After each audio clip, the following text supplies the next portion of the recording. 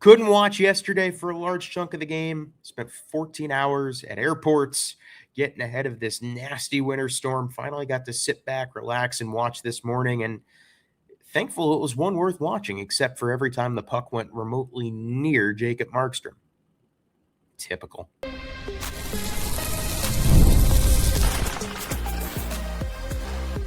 You're Locked On Devils, your daily podcast on the New Jersey Devils. Part of the Locked On Podcast Network, your team every day. This is Locked On Devils, part of the Locked On Podcast Network, now the number one sports podcast network in the world. As you can probably tell, background's a little bit different. I am in New Orleans ahead of the Senior Bowl in Mobile, Alabama, and thankfully ahead of this nasty winter storm that you guys are getting back home. Stay warm, stay safe. I'm actually a little bit jealous. I love the snow, so go out, build your snowman, have some fun with it. I know New York City's not canceling school. I'm sure a lot of they don't have snow days anymore. What kind of world are we living in? The Devils, thankfully, are away from all the chaos weather-wise. They're out in the Pacific Northwest. They're in Seattle tomorrow. And last night, they were in one of my favorite cities in the world, Vancouver, against the worst team in the National Hockey League, the Vancouver Canucks. They already beat New Jersey once this year, by the way, 2-1, in a game that was terrible. That was the last game at The Rock that I attended this season. I at least plan on attending for a little bit. But in a game filled with poor goaltending and shoddy officiating, the New Jersey Devils, infuriatingly, yet importantly, took home the win 5-4. That makes it 3 straight wins on this Western Canada trip. They got these 6 out of 9 points I said they needed to get to keep their season alive. It wasn't pretty at all, but like I've said, it's not about how, it's just about how many. And they got the 2 points. Where does that put them standings-wise right now? Still trying to dig themselves out of this self-inflicted hole that they've dug. But 2 points out of the Metropolitan Division. It's third slot right behind the New York Islanders. Or 3 points, excuse me. I am bad at math today. 3 points behind the Islanders for third in the Metro. 4 points behind Boston for second wild card. Now only 2 teams stand in between them and the second wild card, both Philly and Toronto. Oh boy, Philly had some terrible loss in Utah, and then they go out and kick the crap out of the Avalanche. Nothing in this sport makes sense. But I guess you could say it's there for the taking. And Seattle tomorrow, we'll preview that at the end of this episode. Statistically, playing pretty well right now, yet they're still a beatable opponent. 3 points behind the Devils in the standings. Devils already beat Seattle once this month. So the Devils have a chance to sweep this trip and keep themselves in a position to maybe sneak into the playoffs. I wish it wasn't a situation where playoffs were not a guarantee. They obviously are not, but they're trying to vault themselves back into the race. And I guess that's better than just unplugging and saying, you know what, that's that, season's over.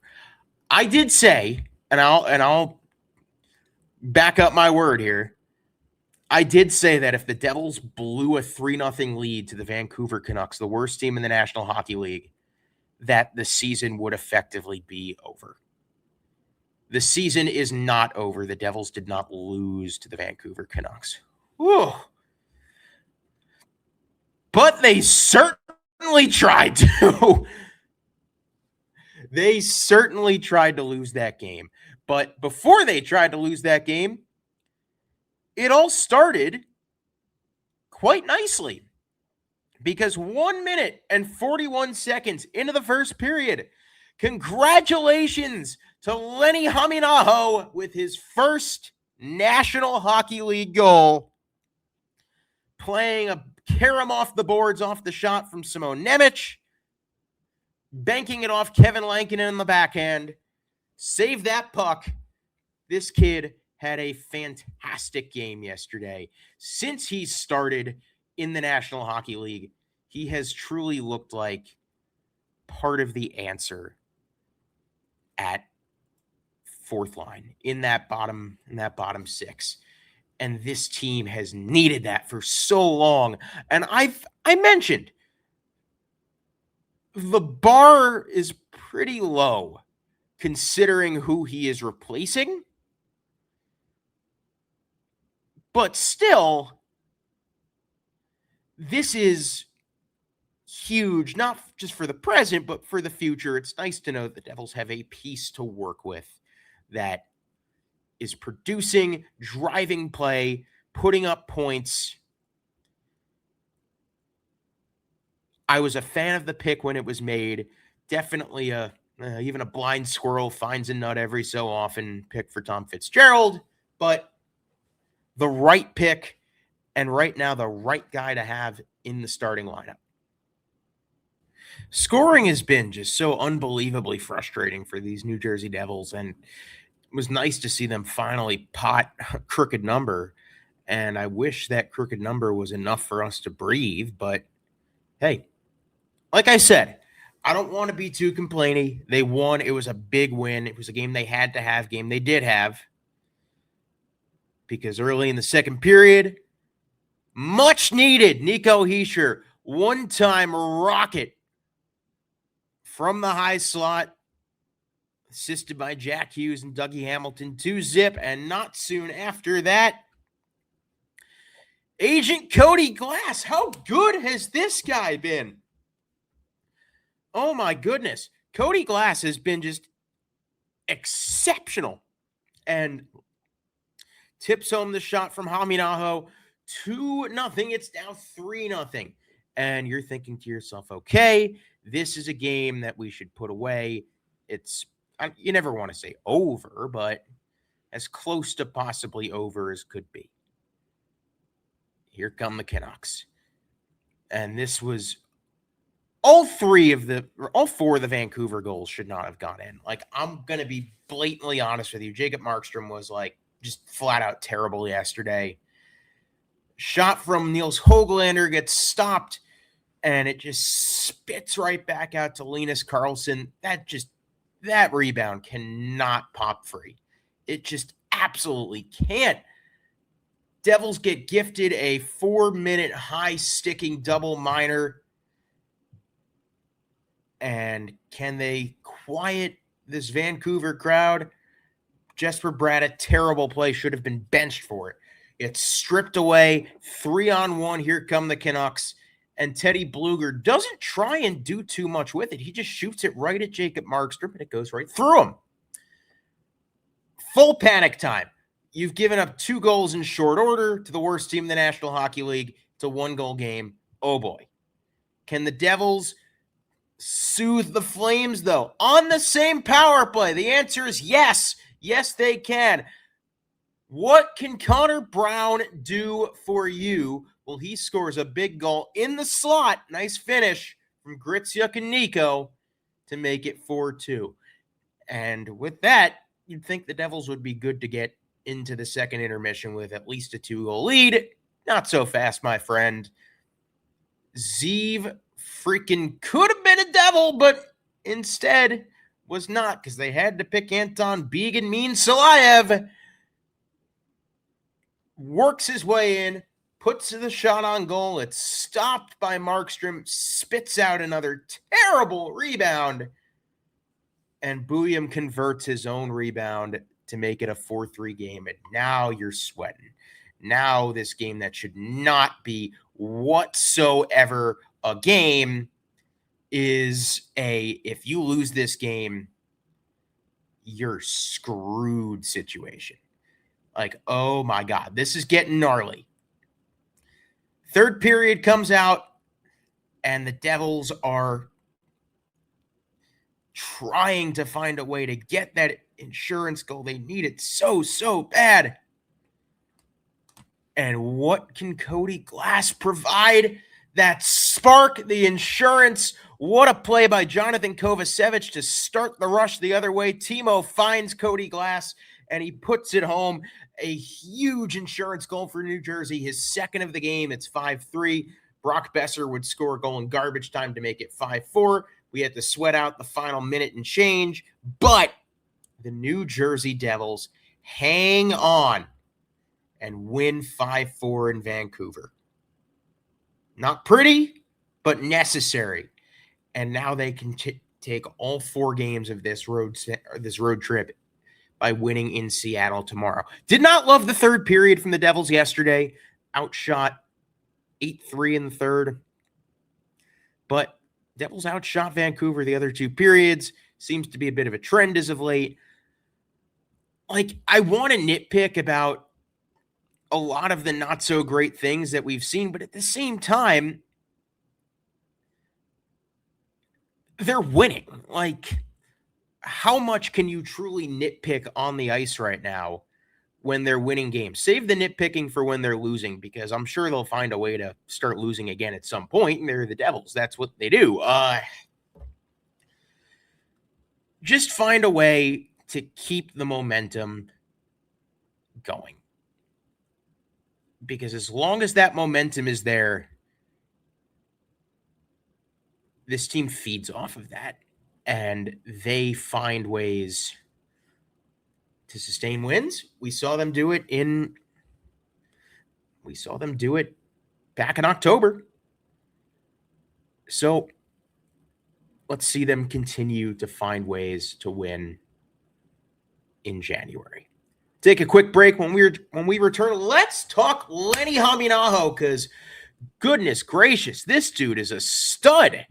And perhaps he's just what the doctor ordered for this beleaguered New Jersey Devils forward core. Today's episode is brought to you by the lovely folks over at FanDuel. FanDuel is officially in playoff mode every game day during the NFL playoffs.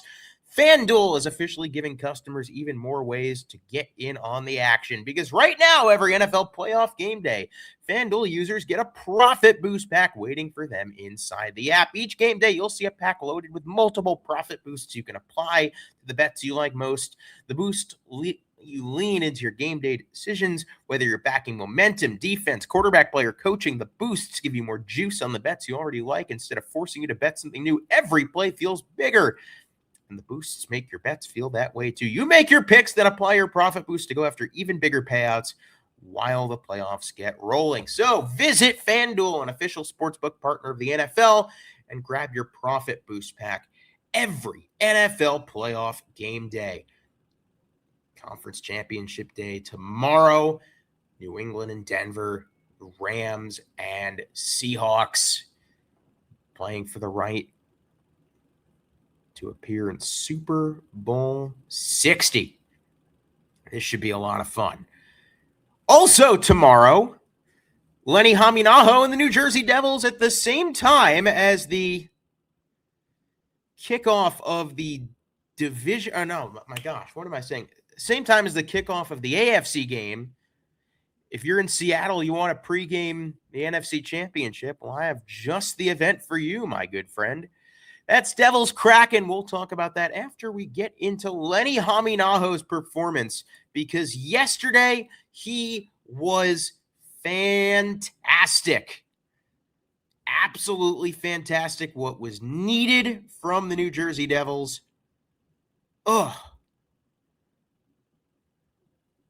This guy just brings the juice. He was at the top of the stat chart yesterday. Doesn't play with fear. I think that's what Alex Chauvancy made sure to note when I brought him on. No fear. He's like Sensei Sergio. No fear. All he does is just drive play. And that's what this team needs. They need play driving. You drive play, you force scoring chances. You force scoring chances, you score goals. Or at least you should. You score goals, you win hockey games. At least you should. Sounds simple enough. This team hasn't really been good at doing that since October, so maybe the simple things are just what the doctor ordered. But the fourth line, the Glass, Gritsyuk, Hameenaho line has been so unbelievably necessary. The New Jersey Devils are probably banking on those guys for a playoff push because it's pretty clear Tom Fitzgerald can't make the moves necessary unless he wants to come in second again. I know, 3 straight wins. You're over. And fire Tom Fitzgerald. That's still absolutely the case.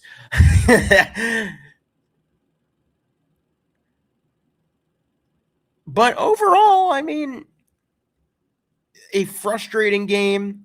The demerits were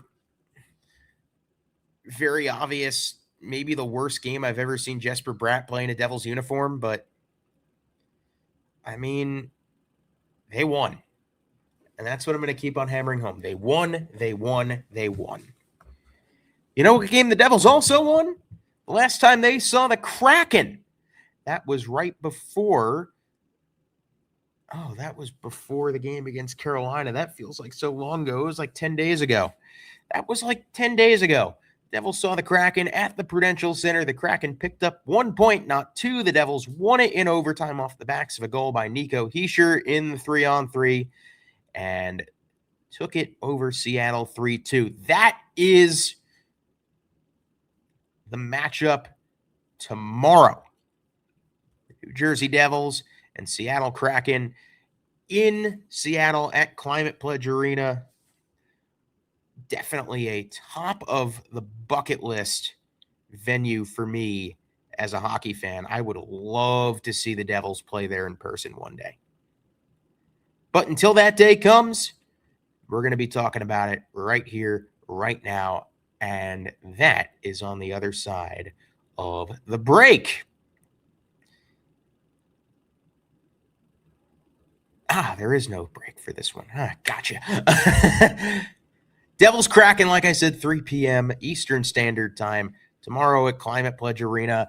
I would assume Jake Allen is getting this one. I would hope he is. You would think so.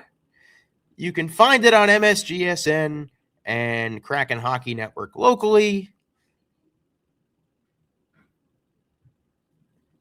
Cody Glass has 7 points in his last 4, 4 goals in his last 5, 5 points in his last 5 for Dougie Hamilton.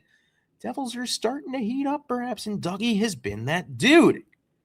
On the flip side of things, points leaders for Kraken, Matty Beniers, 2 goals in his last 5. That leads Seattle from that standpoint. Vince Dunn has been their top point getter, 4 points in his last 5 games and 3 assists in his last 5 games. Goalie matchup, like I said, I think it's Jake Allen. On the other hand, it's either Joey Decourt or Philip Grubauer. Devils saw Grubauer 10 days ago. He started something with Dougie Hamilton at center ice after the Devils won. I'm not sure what that was about. There's some consideration from Seattle over how much time Shane Wright has left in a Kraken uniform. And it's crazy to say that, considering he was seen as a consensus top pick coming in to his draft class and just has not performed that to that standard. The Devils picked Simon Nemec over Shane Wright, and Shane Wright has been a disappointment. He's mostly been hanging out in the bottom 6. Looking at 18 points in 50 games, 7 goals, 11 assists. He's just not been good. And you wonder if perhaps a change of scenery could suit him well. I think certainly. I don't necessarily think he's a fit in New Jersey, even though the Devils do need center help. I don't know. There's just something off. Like a guy with that much hype and talent coming in, not being able to get it done. Could it be a mindset thing? Could be an ownership thing? I know there's been a Lafreniere swap with Shane Wright. I don't think that benefits either side. It's It's strange. Seattle, on the other hand, points-wise, they're led by Matty Beniers, who has been good, if not great. He's the leading point getter on the Kraken with 33 points. Kraken are one of the few teams that score less than the Devils, which is shocking. And that's saying something, considering that there are some guys on this team that I really like and would like to see in Devils uniforms. Eli Tolvanen, 29 points in 49 games. Jared McCann, only 26 games played, but 22 points in those 26, including a goal against the Devils last week. Vince Dunn's been solid, 7 goals in 49 games, 24 assists, but a bit of a defensive... Not good defensively. Minus 21 for Vince Dunn. Oh, my God. Adam Larson, former 3rd overall pick by the New Jersey Devils, scored last week against the Devils, as most ex-Devils tend to do. 11 points in 50 is a -1. Jordan Eberle's having a good season. He's a +3. He's got 17 goals, 15 assists.